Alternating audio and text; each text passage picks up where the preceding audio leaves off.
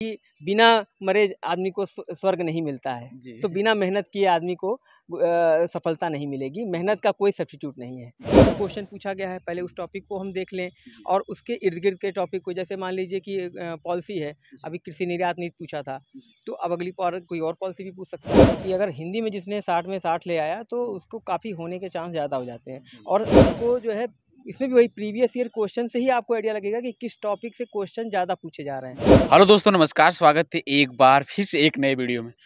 दोस्तों, इस समय जैसा कि आप लोग जानते हैं कि यूपी पीसीएस का एग्जाम भी 17 मार्च को जो है कि जो होने वाला था वो भी पोस्टपोन करके जुलाई में कर दिया गया। और आप लोग के एक और सोने पर सुहागा और बेहतरीन टाइम मिल गया है यूपी पीएससी आरओ कैंडिडेट के लिए, जो एक दोबारा समय मिला है। उसी के सिलसिले में आज के हमारे गेस्ट हैं दोस्तों Anand Kumar Pande sir. Sir already Lucknow सचिवालय में सिलेक्टेड हैं आरओ समीक्षा अधिकारी के पोस्ट पर, और सर लगातार मेंस के भी लिख रहे हैं। सर से आज यूपी पीसीएस और आरओ दोनों के कंबाइंड स्ट्रेटजी जानेंगे। सर हमारे तरफ से और जो प्यारे व्यूवर्स देख रहे हैं वीडियो, उनकी तरफ से भी स्वागत है हमारे चैनल में। बहुत बहुत शुभकामनाएं, आपने हमें कीमती समय दिया अपना। धन्यवाद आपका और आपके सभी व्यूवर्स का मैं नमस्कार करता हूं। और फर्स्ट ऑफ ऑल सर हम आपसे जानेंगे कि एक बार फिर से अपने बारे में थोड़ा इंट्रो दीजिए और आप कहाँ से हैं, थोड़ा ये भी बताइए, क्योंकि कई बार जानना चाहते हैं छात्र कि आप होम डिस्ट्रिक्ट भी पूछ लिया करें। बिल्कुल बिल्कुल। तो मेरा नाम आनंद कुमार पांडे, जैसा कि आपने बताया ही, और मैं मूल रूप से अयोध्या का रहने वाला हूं। और पढ़ाई मेरी वैसे सोनभद्र डिस्ट्रिक्ट में हुई है, और उसके बाद मैंने कुछ समय के लिए इलाहाबाद विश्वविद्यालय में भी पढ़ाई की, और बाद में उसके बाद मेरा भारतीय वायुसेना में सिलेक्शन हो गया था, तो मैं वहाँ चला गया। हेलो दोस्तों, आप सबको पता है कि 17 मार्च को होने वाला यूपी पीसीएस 2024 का एग्जाम प्रीलिम्स पोस्टपोन हो चुका है। अब ये एग्जाम जुलाई में होगा। साथ ही आरओ प्रीलिम्स एग्जाम शेड्यूल होने वाला है। अभी भी सफिशिएंट टाइम है यूपी पीसीएस 2024 और आरओ 2023 की बेहतरीन तैयारी के लिए। पीडब्ल्यू यूपीपीएससी वाला के सक्षम यूपी पीसीएस 2025 फाउंडेशन बैच और संयुक्त बैच पर आप भरोसा कर सकते हैं। इस बैच की प्राइस है यूपी पीसीएस के लिए 4,499 रुपये और संयुक्त बैच के लिए 1,999 रुपये में। अगर आप 17 बीपीएससी की तैयारी कर रहे हैं तो आप ज्वाइन कर सकते हैं पीडब्ल्यू बीपीएससी वाला के सक्षम 3.0 फाउंडेशन बैच और प्रथम 2.0 हिंदी फाउंडेशन बैच, वो भी सिर्फ 4,499 रुपये में। अगर आप इनमें से किसी भी कोर्स लेने के लिए मेरा कूपन कोड PSC4 यूज करते हैं तो 500 रुपये का एक्स्ट्रा डिस्काउंट देखने को मिल जाएगा। यूपीपीएससी वाला, बीपीएससी वाला और आरओ तीनों बैच के लिंक डिस्क्रिप्शन में दिया गया है, जल्दी जाकर ज्वाइन कीजिए। और वहाँ से लौटने के बाद फिर मैं नई जर्नी, जैसे कि आप 20 साल के लगभग एंगेजमेंट के बाद यहाँ पर फिर मेरा बेसिक विभाग में हुआ था एज ए सहायक अध्यापक के रूप में। उसके बाद मैंने उसको ज्वाइन किया, और इस बीच में मेरा सप्लाई इंस्पेक्टर के रूप में भी चयन हुआ लोअर 2019 के बैच में। और उसके बाद फिर मेरा यहाँ भी 2021 के बैच में समीक्षा अधिकारी के पद पर सचिवालय में चयन हुआ, और मैं भी ज्वाइन किया हूँ। ये आपके ओवरऑल सर मान लीजिए 4 बार चौथी आपकी जॉब है। हाँ जी बिल्कुल, ये ईश्वर की कृपा और माता पिता का आशीर्वाद है। और अभी सर लगातार आप ट्राई कर रहे हैं यूपी पीसीएस का भी, जैसा 2023 में भी आप मेंस लिखे थे। और एसडीएम के लिए अभी भी ट्राई कर ही रहे हैं सर। प्रयास कर रहे हैं, और कोशिश है कि थोड़ा बेहतर और करने की। ये सर यूपी पीसीएस अगर बात करें तो अब तक कितने अगर मेंस इंटरव्यू दिए हैं, थोड़ा इसके बारे में बात करें, कब से तैयारी कर रहे हैं? मैं सर्विस से 2018 में छोड़ा था, और उसके बाद से मैं प्रयास कर रहा हूँ, मेंस लिख रहा हूँ, और अभी 2021 में मैंने साक्षात्कार भी दिया था, तो उसमें दुर्भाग्यवश सफलता नहीं मिली। बाकी अभी आप देख रहे हैं। सर अब थोड़ा सा हम आपसे जानना चाहेंगे कि इस समय जो छात्र हैं हमारे तौर पर, जो भी खास तौर पर यूपी पीसीएस आरओ वाले ही हमारे चैनल पर हैं, लेकिन इन दोनों को कंबाइंड तरीके से कैसे स्ट्रेटजी बनाया जाए, थोड़ा सा, और किन तरीकों से पढ़ाया जाए सर? क्या आपने जो अप्रैल मई जून और जुलाई 4 महीने का समय बचा है, तो 3 महीने में भी काफ़ी समय भी है, और कैसे ही अपने डिसीजन को स्ट्रांग बनाया जाए अपनी तैयारी को? देखिए, ये सबके लिए बहुत अच्छी बात है और आपके व्यूअर्स को भी मैं बधाई देता हूँ कि किसी कारणवश समय बढ़ गया तो उस समय के लिए आप रिलैक्स मत होइए। अक्सर देखने में आता है कि जो प्रतियोगी छात्र हैं वो सोचते हैं अरे अब समय बढ़ गया थोड़ा-सा रिलैक्स कर लीजिए। लेकिन आप सोचिए कि कोई और पढ़ रहा है।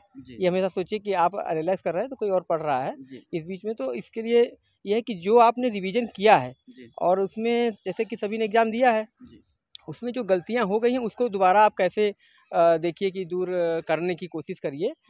और सिलेबस और प्रीवियस ईयर क्वेश्चन यही आपके मार्गदर्शक होते हैं। और जो अभी जो लेटेस्ट पेपर आया है उसको थोड़ा एक बार एनालिसिस करिए कि उसमें हम कहाँ पर किस टॉपिक पे हमारी तैयारी कम है, उस टॉपिक पे ज़्यादा फोकस करिए। सर थोड़ा-सा हम अगर आरओ की बात करें जो समय आरओ के लिए, तो अभी जैसे कि प्रीलिम्स का एग्ज़ाम अब फर्स्ट ऑफ ऑल पहले होगा, तो उनको मतलब किस तरीके से और आप ऑलरेडी सेलेक्ट हैं, तो उन प्रीलिम्स के लिए किस तरीके से अपने आप को प्रिपेयर करें? और उसमें ज़्यादातर माना जाता है कि फैक्चुअल क्वेश्चन ज़्यादा आते हैं। नहीं उसमें बिल्कुल सही बात है, थोड़ा-सा जी। फैक्चुअल ज़्यादा आता है। तो जो क्वेश्चन पहली बात तो जो प्रीवियस ईयर के आ चुके हैं उसका तो आप बढ़िया से करना ही है। उसके अलावा जो है टेस्ट सीरीज़ आप कोई भी जॉइन कीजिए जैसे कि डॉक्टर सीएल त्रिपाठी सर की भी यहाँ भी जो है हिंदी और निबंध के बारे में टेस्ट सीरीज़ किया जा रहा है। तो उसको आप टेस्ट सीरीज़ में क्या कमियाँ हैं, उसको आप फिर से एनालिसिस करिए और देखिए कि मेरा टेस्ट में नंबर बढ़ रहा है कि नहीं बढ़ रहा है। तो टेस्ट सीरीज़ फिर रिवीजन, टेस्ट सीरीज़ फिर रिवीजन, इस तरह से करिए। सर हिंदी में भी प्रीलिम्स में 60 क्वेश्चन होते हैं और जीएस के 140। तो इसमें सर थोड़ा-सा हिंदी के बारे में 60 में 60 कैसे लाया जाए? थोड़ा-सा इनकी थोड़ा फ़ोकस कीजिए। आपने क्या पढ़ा था हिंदी के लिए सर? देखिए, मैं तो जैसा कि आपने बताया कि पीसीएस की तैयारी मैं कर ही रहा था, तो आरओ के लिए मैं कोई अलग से जीएस के लिए मैंने कोई तैयारी नहीं की। मैंने हिंदी पर ही ज़्यादा फ़ोकस किया था और उसमें भी मैंने डॉक्टर सीएल त्रिपाठी सर के प्रज्ञा प्रवाह चैनल है, तो उसमें मैंने हिंदी में उनसे थोड़ा-सा मार्गदर्शन लिया था। और इसमें हिंदी बहुत ही कहते हैं कि बहुत ही एक्स फैक्टर कह सकते हैं इसको आप, कि अगर हिंदी में जिसने 60 में 60 ले आया तो उसको काफ़ी होने के चांस ज़्यादा हो जाते हैं। और जो प्री और मेंस दोनों का सिलेबस लगभग पर्यायवाची को छोड़ दीजिए तो लगभग जो है वो हिंदी का कॉमन है। और हाँ, उसमें ऑब्जेक्टिव प्री पे ज़्यादा जो आप फोकस करेंगे तो मेंस में भी वो काम आ जाएगा आपका। ये सर 140 क्वेश्चन जो है कि क्या नाम है जीएस के भी होते हैं। तो जीएस में अगर बात करें तो 80 से 100 लगभग एप्रॉक्सिमेट 100 पार कैसे सही करें? और थोड़ा-सा आपकी क्या स्ट्रेटजी रहती है जीएस को लेकर? मेरी जीएस की स्ट्रेटजी यही थी कि मैं जो है वो प्रीवियस ईयर क्वेश्चन और प्लस करंट में भी मैं एक दैनिक डेली न्यूज़पेपर देखता था, जैसे हिंदुस्तान में देखता था हार्डली 10-15-20 मिनट के लिए। और आप मैगज़ीन में जो है आप जैसे घटनासार की मैगज़ीन है वो ले लीजिए। तो आप जो पेपर में देखे हुए हैं जब घटनासार में आएगा तो एक तरह से रिवीजन हो जाएगा आपका। तो करंट है, बाकी आप जो है जो प्रीवियस ईयर में आपको किस टॉपिक से ज़्यादा पूछा गया है उस टॉपिक पे आप ज़्यादा तैयारी करिए। करंट अफेयर्स के लिए आपने क्या रिसर्चेस फॉलो किया? करंट अफेयर्स के लिए वही वैसे एक न्यूज़पेपर है डेली उसको पढ़ा, घटनासार पढ़ा और इसके अलावा कोई एक और मैगज़ीन, एटलीस्ट 2 मैगज़ीन आप ज़रूर लीजिए। जो चीज़ आपकी घटनासार में छूट गई है, उस चीज़ को आप जो है किसी और मैगज़ीन से कवर कर सकते हैं। लेकिन मैंने बेस अपना घटनासार को बनाया था। उसके अलावा जो है दूसरी कोई मैगज़ीन आप घटना चक्र मार्केट जो भी है, कोई भी XYZ ले सकते हैं। और जब टेस्ट लगाएँगे तो उसमें भी करंट के क्वेश्चन रिपीट होते हैं, ये है। सर थोड़ा-सा अब हम यूपी पीसीएस का भी हम फोकस कर लेते हैं कि सर यूपी पीसीएस के लिए और अलग से मतलब जैसे आपने बताया कि यूपी पीसीएस और यूपीपीएससी कंबाइंड होती है, लेकिन कुछ चीज़ें जैसे अलग होती हैं, जैसे ज़्यादातर इसमें अब यूपीएससी पैटर्न फॉलो कर रहा है यूपी पीसीएस के लिए, तो उनके लिए अपने स्ट्रेटजी किस तरीके से अपने आप को प्रोवाइड? देखिए यूपी पीसीएस में थोड़ा-सा कॉन्सेप्चुअल भी रहता है, आरओ में फैक्चुअल ज़्यादा होता है। तो यूपी पीसीएस के लिए आपको जो है कोर सब्जेक्ट हैं जैसे जो आपके जैसे पॉलिटी है, ज्योग्राफी है, हिस्ट्री है, इकोनॉमी है, तो ये जो है इस पर प्री में आपको ज़्यादा अच्छा आएगा। और मेंस में क्या है जैसे अभी अब तो ऑप्शनल रहा नहीं वैकल्पिक सब्जेक्ट, तो उसमें जो है आपको यूपी स्पेशल और बाकी जो है जो आपके जीएस 1, 2, 3, 4 हैं, इसमें आपको जो है इसमें भी वही प्रीवियस ईयर क्वेश्चन से ही आपको आइडिया लगेगा कि किस टॉपिक से क्वेश्चन ज़्यादा पूछे जा रहे हैं। तो उसकी आप जो है आंसर राइटिंग की प्रैक्टिस करना पड़ता है और साथ में जो है वो आप जो है कॉन्सेप्ट जब तक क्लियर नहीं होगा तो उसके लिए आपको ये चीज़ें करनी पड़ेंगी कि आंसर राइटिंग के लिए आप जो है पहले तो अपना सिलेबस देखिए, सिलेबस में किस टॉपिक से ज़्यादा पूछा गया है, उस टॉपिक पे क्वेश्चन जो प्रीवियस ईयर है उसको हल कीजिए और उसको एक टाइम बाउंड में देखिए मैं कर पा रहा हूँ कि नहीं। सर इस बार जैसा कि यूपी स्पेशल स्टार्ट हुआ था, आपने भी मेंस लिखा और काफ़ी ज़्यादा जटिल भी रहा छात्रों के लिए पहली बार। तो आपने इसको किस तरीके से प्रिपेयर किया था, थोड़ा उसके बारे में बताइए। और यूपी स्पेशल के जो सेक्शन हैं, जो टॉपिक वाइज सिलेबस है, उनको कैसे मतलब ऑप्शनल की जगह पर उसको कैसे बेहतर मजबूत बनाया जाए। यूपी स्पेशल के लिए जैसे अभी तो जाहिर सी बात है कि पेपर पहली बार अभी 23 में हुआ है, तो सबके लिए ही एक चैलेंज है कि पेपर 5 और 6 कैसा आ रहा है। तो उसके लिए जो है आप सिलेबस ही देखिए और अब एक बार पेपर हो चुका है तो पेपर से जिस टॉपिक पे क्वेश्चन पूछा गया है पहले उस टॉपिक को हम देख लें और उसके इर्द गिर्द के टॉपिक को, जैसे मान लीजिए कि पॉलिसी है, अभी कृषि निर्यात नीति पूछा था तो अब अगली बार कोई और पॉलिसी भी पूछ सकता है। तो इसी तरह हमको उसे नियर बाई ही रहना है और सिलेबस में जो चीज़ें सीधे सिलेबस में लिखी हैं उसको तैयार कर सकते हैं। अब उसके लिए मैटर जो है, अभी चूँकि मार्केट में बहुत सारे मैटर हैं तो कोई एक जो है मार्केट में जो अवेलेबल मैटर हो एक ही को आप बेस बनाइए। सर हिंदी और ऐसे कहीं न कहीं मतलब मेंस में ज़्यादा रोल निभाते हैं और कहीं न कहीं सिलेक्शन का भी एक चांस आपकी मतलब कि प्रोबेबिलिटी बढ़ा देता है। तो हिंदी और ऐसे के लिए आपकी क्या स्ट्रेटजी रही और ऐसे के लिए एक बेहतरीन ऐसे की लिखने की क्या स्ट्रेटजी हो सकती है सर? देखिए ज़्यादा मार्क्स मिले लोगों से अलग। बिल्कुल। हिंदी के लिए देखिए सबसे इम्पोर्टेंट है ग्रामर। जो मुझे लगता है कि अगर ग्रामर आपको एक सॉलिड नंबर देता है, जैसे आपको मैथ्स में नंबर मिलते हैं, अगर ग्रामर आपका सही है तो सही है। पहले आप उसकी भूमिका, फिर मेन बॉडी और कंक्लूजन होता है, तो भूमिका सबसे इम्पोर्टेंट होती है। तो आपको उसके लिए जो है सर का, जैसे मैं जिक्र किया हूँ प्रज्ञा प्रवाह चैनल का, उसमें सर जो है अभी जैसे उन्होंने पिछली बार 23 में जो भी निबंध के एक्सपेक्ट किया था लगभग वो सारे निबंध आ गए। तो अगर इसका टेलीग्राम चैनल भी सर का है, वहाँ से हेल्प मिला है सर? बिल्कुल वहाँ उसमें उन्होंने जो टॉपिक गेस किया था लगभग जैसे आपके G20 पे क्वेश्चन आया था निबंध में और फिर चंद्रयान पे आ गया था। तो इस तरह से जो उनका टेलीग्राम चैनल आप जुड़ सकते हैं, वहाँ पर उनको सर फ्री में आपको मटेरियल भी प्रोवाइड कराते हैं, उनका यूट्यूब चैनल भी है। तो सर थोड़ा जानना चाहेंगे यूपी पीसीएस प्रीलिम्स के लिए जैसे जो बुक जीएस की बुक लेट होती है और क्या रिसोर्सेज पढ़ाता है, थोड़ा जीएस जैसे हिस्ट्री पॉलिटिक्स ज्योग्राफी वो सारी चीज़ें डिटेल में थोड़ा बता। देखिए मैं हिस्ट्री के लिए तो चूँकि मेरा हिस्ट्री ऑप्शनल ही रहा था पहले, तो इसलिए मैंने तो कई बुक से पढ़ा। उसमें जैसे आपकी विपिन चंद्रा सर की किताब है और फिर आपका जैसे भूगोल में जैसे खुल्लर सर की किताब है, ठीक है, और या आप एनसीईआरटी भी पढ़ सकते हैं और पॉलिटी के लिए तो लक्ष्मीकांत ही लोग ज़्यादातर सब लोग पढ़ते ही हैं। तो इस तरह से बेस बुक आपकी यही है। बाकी जो चीज़ें आपको नहीं आ रही तो इंटरनेट से आप देख सकते हैं। जी सर, जीएस फॉर एथिक्स भी वेरी इंपॉर्टेंट है और साइंस एंड टेक एनवायरनमेंट इसके लिए क्या आपने पढ़ा था?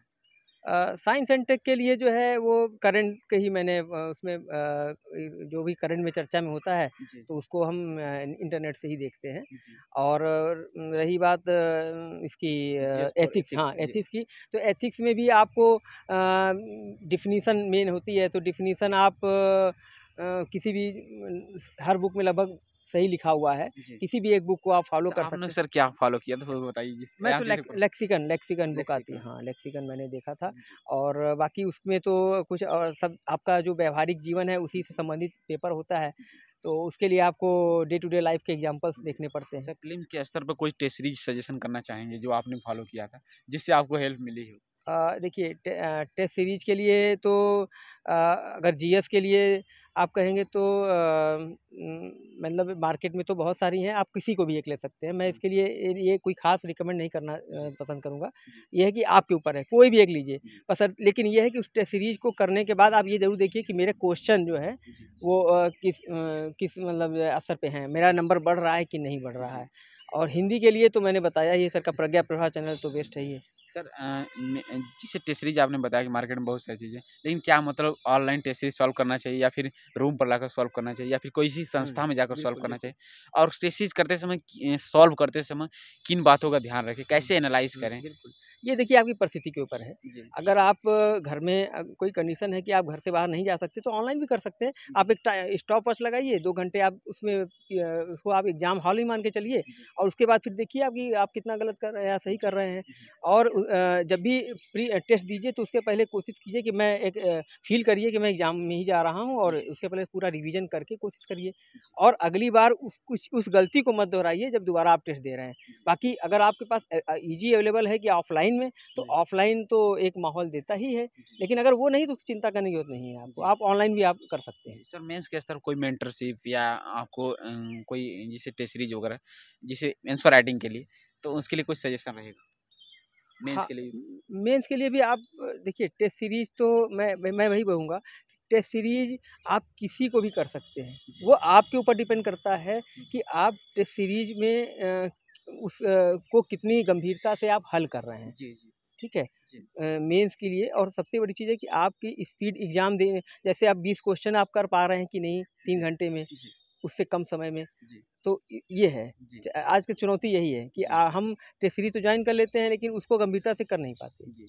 सर कोई इनका जैसा कि छात्र कई बार डिमोटिवेट हो जाते हैं कि होगा कि नहीं होगा, आपका बहुत सारे प्रेशर भी रहते हैं टेस्ट सीरीज ज्वाइन करते समय क्वेश्चन गलत होते हैं, तो मतलब डिमोटिवेशन को कैसे हैंडल करें और हर समय मोटिवेट कैसे रहे अपने आप को, मतलब धैर्य कैसे बनाए रखें? बिल्कुल, कैसे? देखिए, ये तैयारी, सिविल की तैयारी ही अपने आप में बहुत धैर्य होता है। जी और इसमें आपको यही सोचना है कि मुझे एक अपने लिए करना है। जी बाहर से मोटिवेशन नहीं होता आदमी का, इन मोटिवेशन अंदर से ही होता है, जी कि जब आप खुद और ये इसमें तो धैर्य इसलिए रखना है क्योंकि अगर आप असफलता नहीं बर्दाश्त कर पाएँगे तो फिर आगे सफल कैसे होंगे, है ना? जी और अपने साथ में एक अच्छी 1-2 लोगों की आपके संगत में अच्छे लोग भी होने चाहिए, जो हमेशा आपको बीच-बीच में, क्योंकि हर इंसान की ज़िंदगी में कभी थोड़ा निराशा के पल आते हैं, मेरी ज़िंदगी में भी आए, लेकिन जो साथ के लोग होते हैं तो वो थोड़ा-सा आपको मोटिवेट कभी ना कभी करते हैं। तो ऐसे एक लास्ट क्वेश्चन है, कोई मोटिवेशन इंस्पिरेशन लाइनों के साथ अपनी बातों को समाप्त करें। अब हमारे साथ बहुत सारे छात्र जुड़े हैं जो आपको याद रखें। मैं यही कहूँगा कि मतलब जो है, लास्ट में मैं यही कहूँगा जी कि बिना मरे आदमी को स्वर्ग नहीं मिलता है, जी तो बिना मेहनत किए आदमी को सफलता नहीं मिलेगी। मेहनत का कोई सब्स्टिट्यूट नहीं है, जी और हमेशा हार नहीं मानना है। जब जी तक आपके अंदर जो है अंतिम समय तक एक अंदर कुछ करने का ये है कि हाँ, मेरे अंदर क्षमता है और मैं करके रहूँगा, जी तो आप लगे रहिए, एक ना एक दिन आपको सफलता मिलनी है। जी। Thank you so much sir अपना कीमती समय देने के लिए, और एक बार फिर से मैं तहे दिल से आपका स्वागत करता हूँ। बहुत बहुत शुभकामनाएं भविष्य की, और मैं ऊपर वाले से प्रार्थना करूंगा कि इस बार आप यूपी पीसीएस में भी सेलेक्ट हो जाए, वो भी एसटीएम मिल जाए। धन्यवाद, आपका भी बहुत-बहुत आभार, और आपके सभी व्यूअर्स का भी मैं बहुत-बहुत आभार हूँ, जो आपने मुझे यहाँ अपनी विचार रखने का मौका दिया। एक-एक कीजिए सभी बातों पर, चाहे आंसर राइटिंग, चाहे हिंदी हो, चाहे जीएस हो, चाहे क्या नाम है एसे राइटिंग हो, सभी चीज़ों पर फोकस किया है। कोई भी क्वेरी तो कमेंट सेक्शन में ज़रूर बताइएगा। मिलते हैं किसी नए वीडियो के साथ, तब तक के लिए जय हिंद।